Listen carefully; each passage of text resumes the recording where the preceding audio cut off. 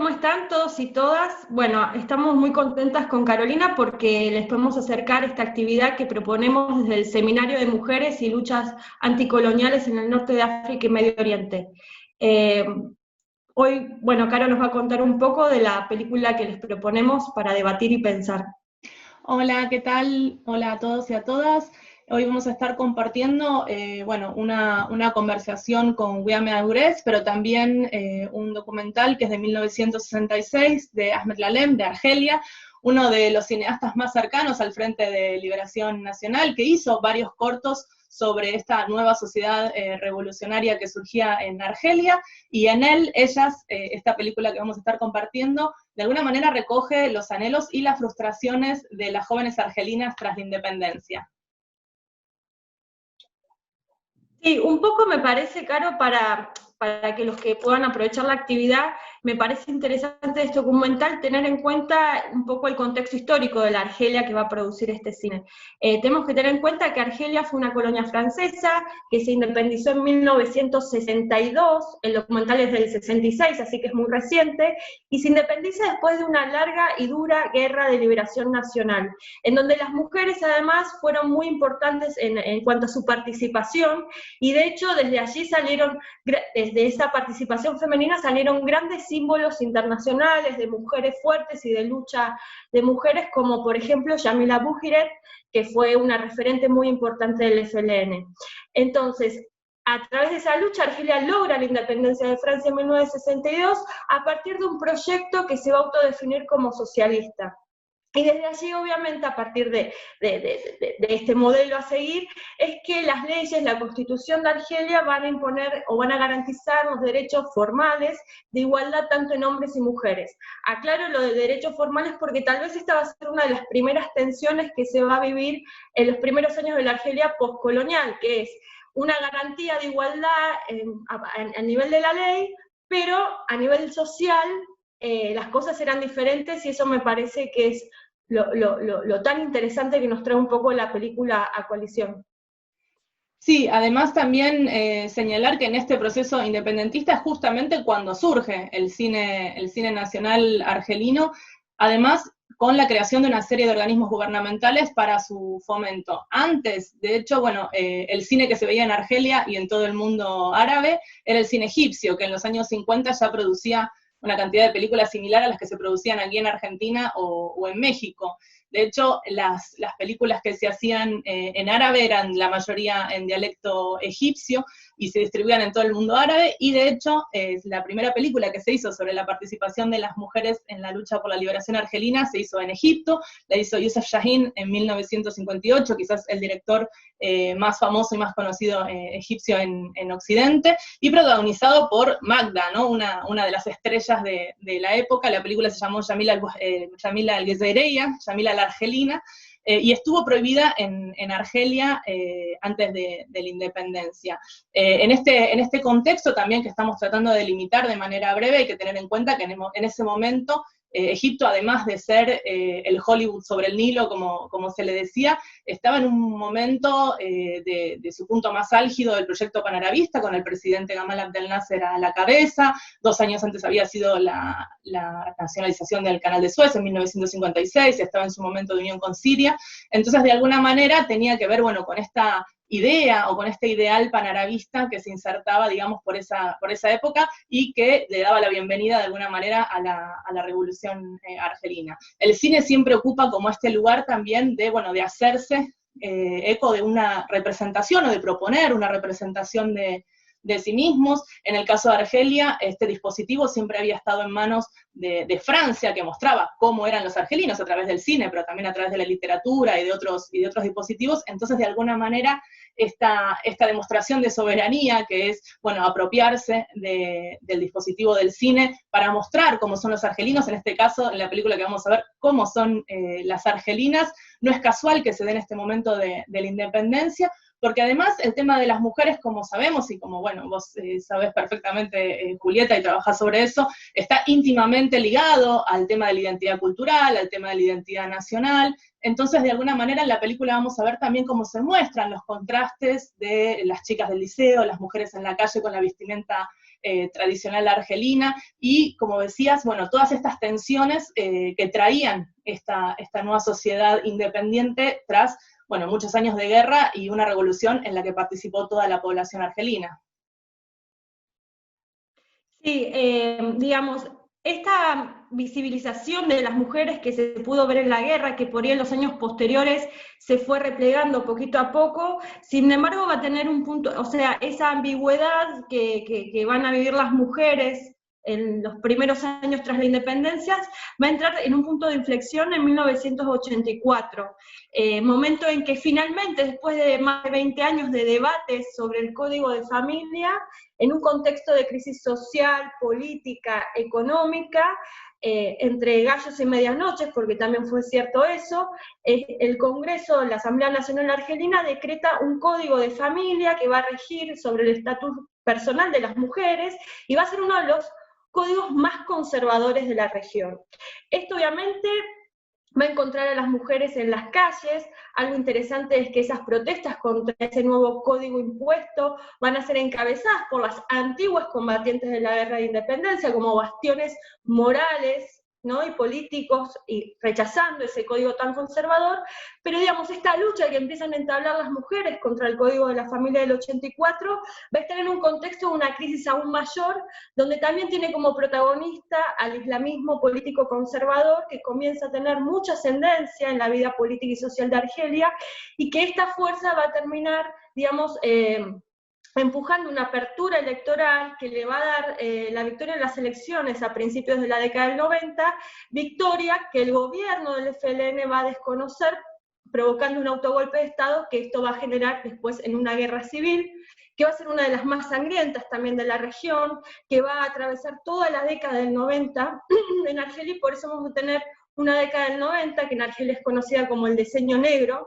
donde las mujeres van a ser objetivos del terror, tanto de los grupos islámicos como del terrorismo de Estado argelino, donde también vamos a ver entonces una retracción total de los derechos, no solo ya formales, sino habituales de las mujeres, y por lo tanto va a ser realmente la década del 80, pero sobre todo la década del 90, un gran punto de inflexión para las mujeres y para el movimiento de las mujeres en Argelia. Situación de la que tal vez hoy se estén recuperando un poco. Sí, para cerrar y ya dar lugar a la entrevista y luego a la película, también queríamos mencionar el hecho de que está presente también en la producción de la película Sara Maldoror, pionera del cine panafricanista, feminista, anticolonial, que falleció hace pocos meses por una enfermedad relacionada con el COVID-19, bueno, que en esta película está como asistente de dirección, que además ese mismo año también había participado de otra de las películas emblema de lo que es la Revolución Argelina, que es La Batalla de Argel, de Pontecorvo, donde ella también participa, porque bueno, estamos en esta etapa, ¿no?, del cine y de los movimientos de liberación nacional, de mucha colaboración, entonces de alguna manera también esta película se inserta un poco dentro de este movimiento del cual podemos decir que Argelia fue una pieza fundamental en toda esa articulación que se empezó a dar en ese momento. Es en este momento, además, bueno, que esta película de Ahmed Lalem, en la que participa también Sara Maldoror, tiene quizás, es un poco un contrapunto con la batalla de Argel, porque no tiene este tono de denuncia que sí tiene la batalla de Argel, sino más bien de, bueno, como dijimos, de expresar estas tensiones tras la independencia, que son expresadas también, bueno, por las entrevistadas en sus relatos, primero en esta película de 1966, y en la segunda parte que hace él 30 años después, justamente con el nombre Argelina, 30 años después, en este momento tan duro de la historia argelina que estaba transitando en los años 90, como mencionaba Julieta, en la guerra civil argelina. Sí, por eso, Caro, me parecía, bueno, nos pareció a las dos, porque fue tal vez más idea tuya, no solo traer el documental por ya todo lo que contamos que nos resultó sumamente interesante, sino también proponer esta entrevista con una documentalista y activista feminista argelina, que es Wiame Ores. Por eso, en esta entrevista un poco lo que vamos a hacer es, obviamente, recorrer y analizar un poco más el documental Él, que es el que venimos a proponerles, del que subtitulamos también especialmente para esta actividad, porque no había subtítulos en español, por eso le vamos a agradecer también a Nadia Masur, que fue la encargada principal de los subtítulos del documental. bueno, y la entrevista con Ores es no solamente para recorrer el documental, sino recorrer un poco la lucha de las mujeres en Argelia a través de sus películas, como es, como Argelinas 30 años después, como otras que vamos a mencionar, y también en primera voz poder escuchar de ella cuál es la realidad actual de las mujeres en Argelia, en qué situación están, en qué momento de lucha, de reivindicaciones están, y cuál es la mirada también que tienen ellas sobre los movimientos de mujeres en Latinoamérica. Así que me parece que armamos un combo hermoso, esperamos que puedan disfrutar, así que bueno, yo los voy a ver seguramente en la entrevista. Caro, no sé si querés agregar algo más. No, esperamos que disfruten de esta actividad que, como mencionó Julieta, la hicimos bueno, con mucho amor y con mucha expectativa y con esta perspectiva que tenemos desde el seminario de trazar estas conversaciones entre feministas, entre académicas, cineastas de América Latina y de los países de habla árabe. Bueno, chao Caro, nos vemos. Chao, nos vemos.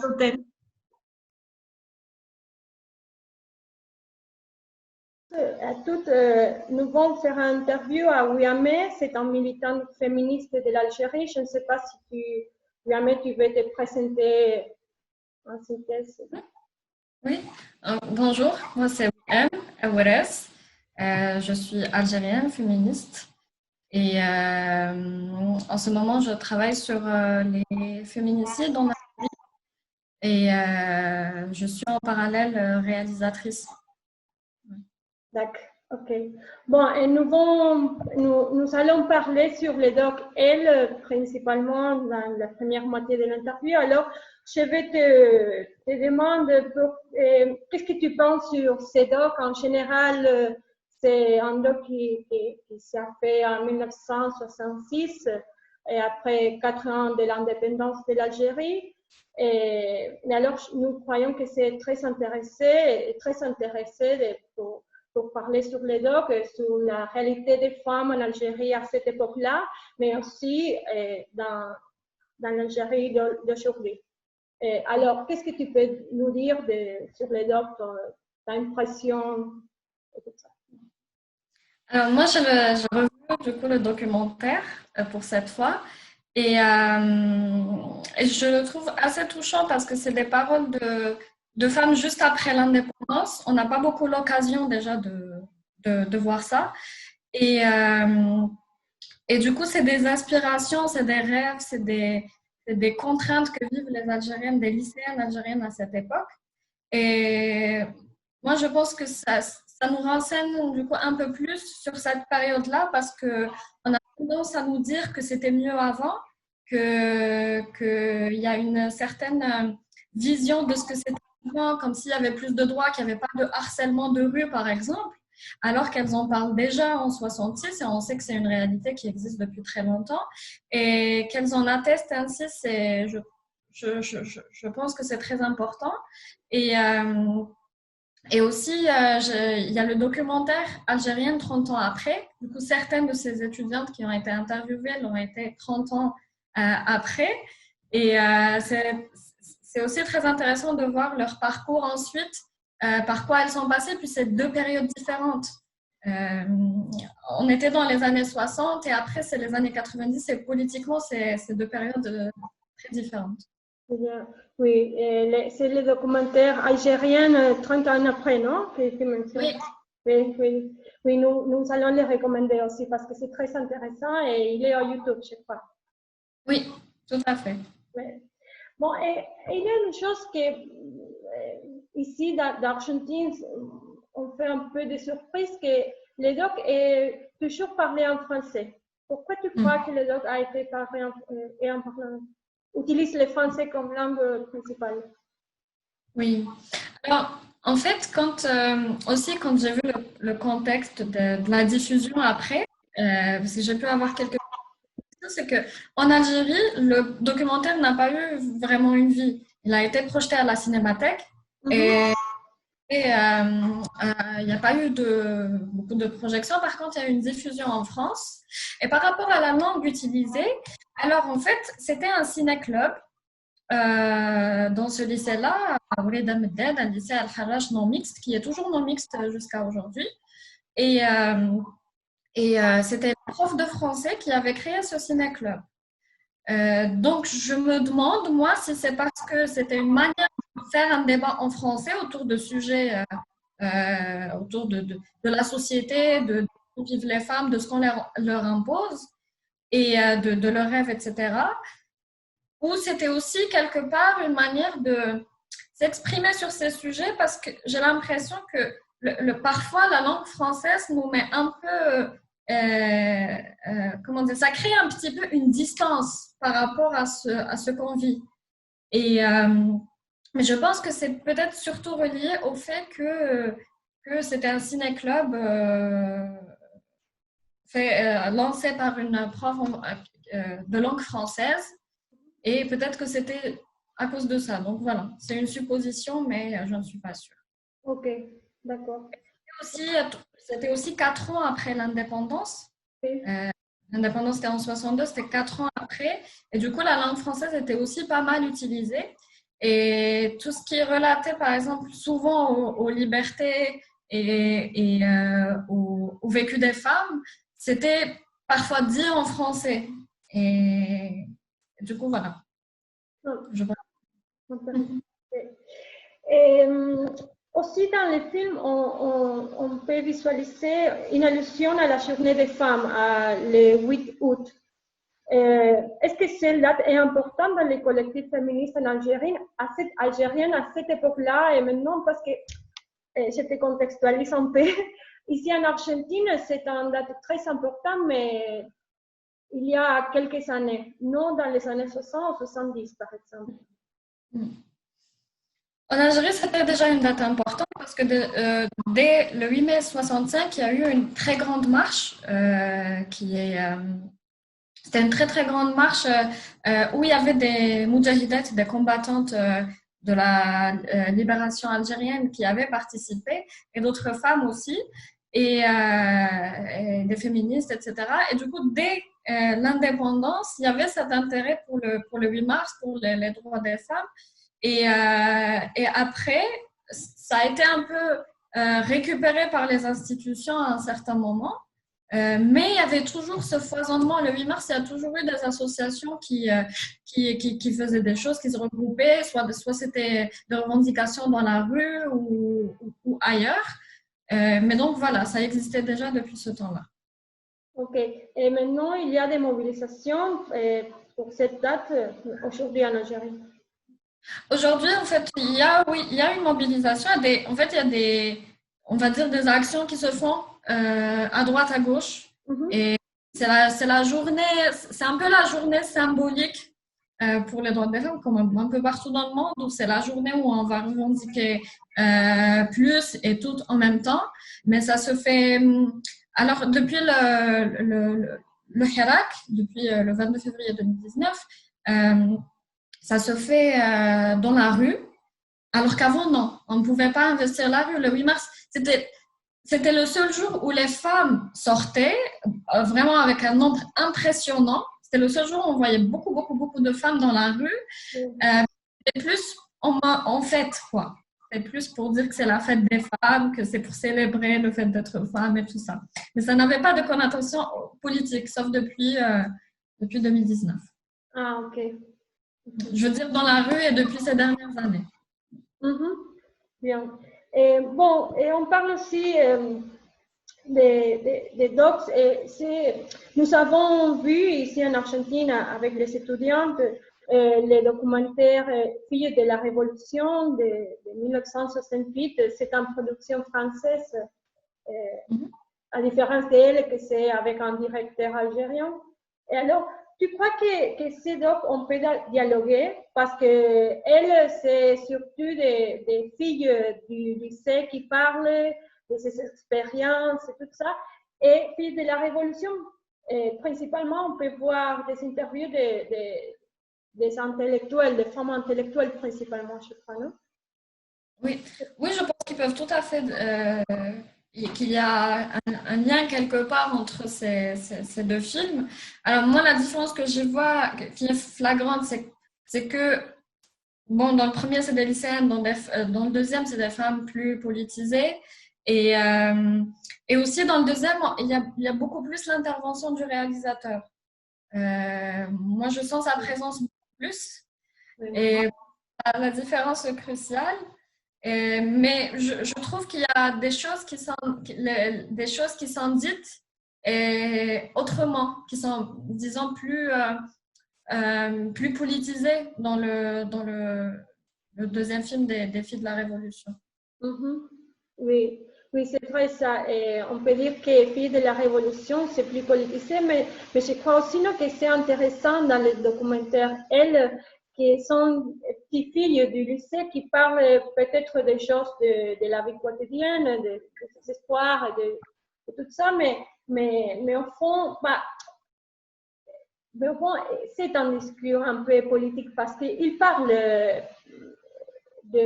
du contexte de révolutionnaire. On peut voir une fille qui a le discours tout officiel de la révolution, du socialisme, non, des femmes qui peut faire.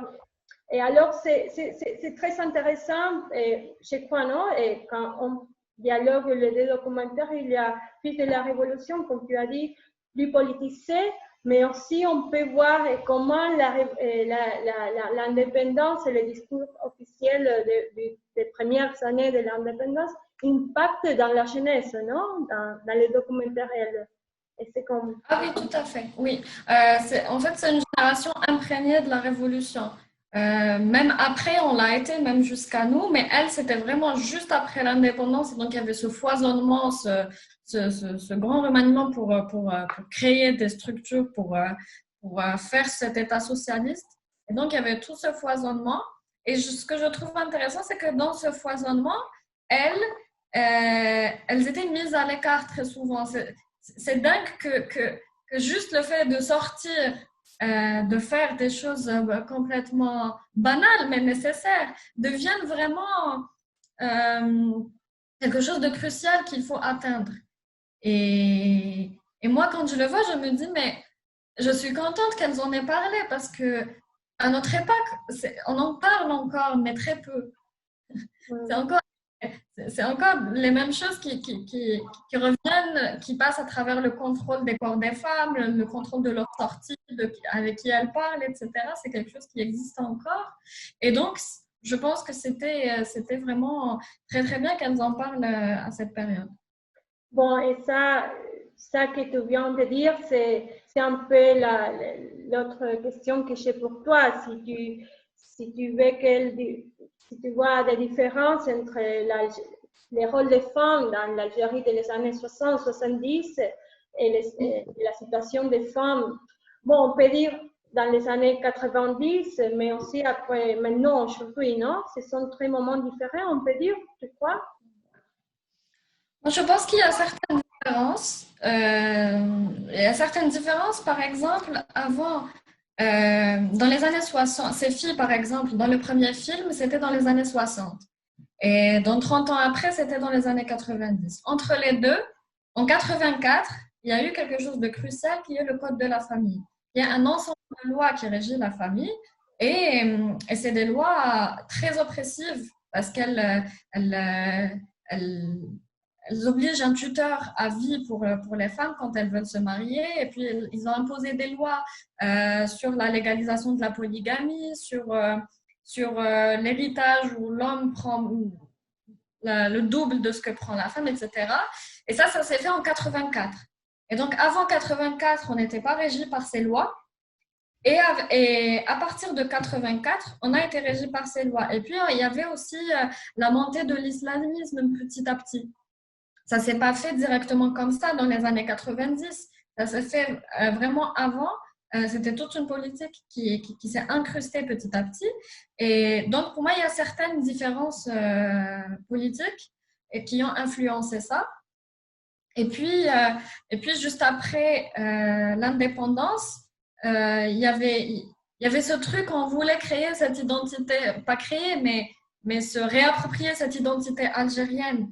Et donc, mettre à l'écart tout ce qu'on voit comme français pour une certaine classe politique. Et après, c'est revenu d'une force incroyable durant les années 90 et même après. où on associe liberté avec l'État colonial, démocratie avec l'État colonial, droits des femmes avec l'État colonial. Et donc, il y a une instrumentalisation des traces de la colonisation pour nous faire taire. Et je pense que ça a pris une ampleur beaucoup plus grande au fil du temps. Oui, c'est vrai ça, non? C'est comment les discours, on l'instrumentalise avec de vieux discours des autres temps, mais oui, c'est très intéressant ça, oui, c'est vrai. Et alors, bon, tu as parlé quelque chose sur ça, mais on veut savoir un peu plus sur comment tu crois que le Hirak a impacté sur les mouvements féminins ou féministes en Algérie, et si tu crois que le Hirak aide à rendre visible la situation des femmes. Pour le Hirak, je pense qu'il a donné un nouveau souffle à toutes les luttes, et dans la lutte féministe. Et pour les féministes, ça s'est fait vraiment petit à petit parce que les premiers temps, elles n'étaient pas acceptées en tant que féministes. Elles étaient mises à l'écart, les féministes étaient mises à l'écart, lynchées médiatiquement, où elles étaient dénigrées dans les médias par les gens, etc. Il y a eu des appels à attaquer les féministes, etc. Mais au fil du temps, les gens se sont habitués. Et puis, c'était très important pour nous de dire oui, on veut un changement, mais on veut un changement vers des lois plus égalitaires. On veut, certaines d'entre nous parlent même de laïcité, même si ce n'est pas toutes qui abordent ce sujet-là. Mais disons qu'on veut un changement, oui, mais quel changement? Et là, disons, notre place en tant que féministe n'est pas toujours bien reçue, mais on doit l'imposer. Et je suis allée en Algérie il y a beaucoup de fois, depuis 2012. Alors, j'étais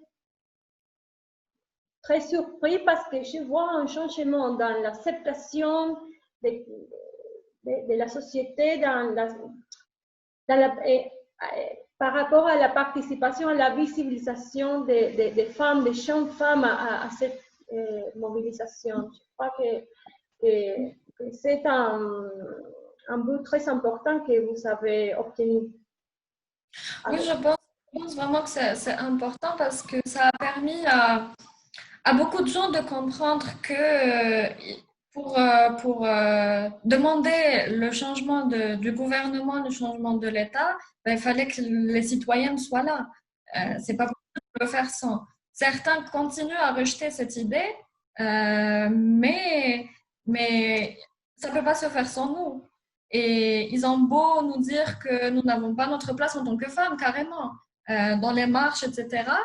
Mais je veux dire, c'est n'importe quoi, ça, on les laisse parler et puis les femmes sont là, qu'elles soient féministes ou non.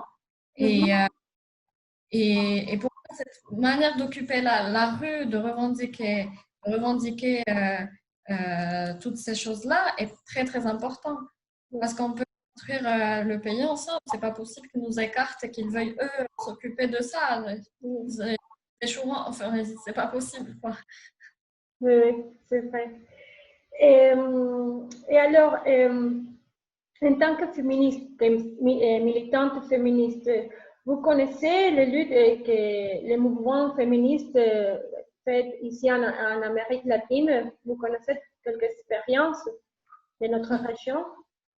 Alors, dans les luttes féministes d'Amérique latine, on s'inspire beaucoup des luttes contre les féminicides. C'est l'axe de lutte que je connais un peu en Amérique latine, que j'aimerais mieux connaître parce qu'il y a eu un travail énorme qui a été fait, qui continue à se faire et dans plusieurs pays. Et nous sommes vraiment inspirés de ça dans notre initiative contre les féministes. Et du coup, on s'est intéressé à ça, à voir ce qu'il y avait autour de Ni Una Menos. Et nous, on a nous avons perdu une des nôtres pour du coup recenser les féminicides et avoir plus de visibilité sur c'est ça, que les femmes sont tuées parce qu'elles sont femmes. Et oui, l'inspiration, enfin, nous sommes vraiment, nous continuons à voir ce qui se passe en Amérique latine, ce qui a été fait par les féministes, et ça nous aide énormément. Oui, alors que tu travailles sur cette ici en Argentine, par exemple, dans le contexte de confinement, les féminicides sont augmentés. Tu as quelques informations sur la situation du féminicide en Algérie dans le contexte de confinement? Alors, nous savons qu'il y a eu augmentation des violences conjugales, mais pour les chiffres que nous avons, nous ne pouvons pas affirmer qu'il y a eu une hausse des féminicides depuis le confinement. La principale raison, c'est que nous faisons le recensement à partir des médias et à partir aussi des proches des victimes, quand on arrive à les contacter, quand on voit sur les réseaux sociaux ou quoi que ça s'est passé dans d'autres villes. Et les chiffres du coup que nous avons ne nous permettent pas d'affirmer ça, et du coup on veut vraiment faire en sorte qu'il y ait une réelle recherche autour de ça, pour connaître déjà, pour savoir le chiffre, un chiffre qui se rapproche un peu plus de la réalité. Mm-hmm. Et est-ce qu'il y a eu quelques politiques pour aborder ces thématiques au contexte du confinement ou rien? Pour le moment, rien. En politique, à propos des féminicides, ils n'en parlent pas. En 2019, par exemple, ils avaient dit qu'il y a eu la Sûreté nationale avait donné le chiffre de 39 meurtres de femmes. C'était meurtres de femmes, c'était même pas que féminicide. Et nous, avec le recensement qu'on a fait, on en a plus de 70. Et c'est juste à partir des médias qu'on a pu avoir ce chiffre-là. Et on sait qu'il est très loin de représenter la réalité.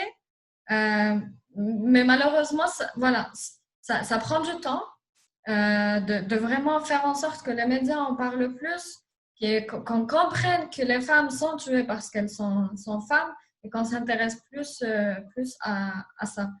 Et donc, qu'on ait plus les moyens d'en connaître davantage. Ok. Bon, et pour finaliser, je ne sais pas si tu veux dire quelque chose de plus sur les documentaires, ou je ne sais pas. Ce que j'ai à dire, c'est vraiment pour résumer, je pense que c'est très important après de voir Algérienne 30 ans après, vraiment parce que c'est deux périodes différentes, et que durant les années 90, c'était le terrorisme, c'était après l'instauration du code de la famille, et je pense que ça renseigne beaucoup du coup sur vraiment cette instrumentalisation de la religion et du trauma colonial. D'accord. Bon, merci beaucoup pour avoir accepté participer dans cette expérience, activité. Et au revoir et merci. Merci à toi, merci à vous. Au revoir.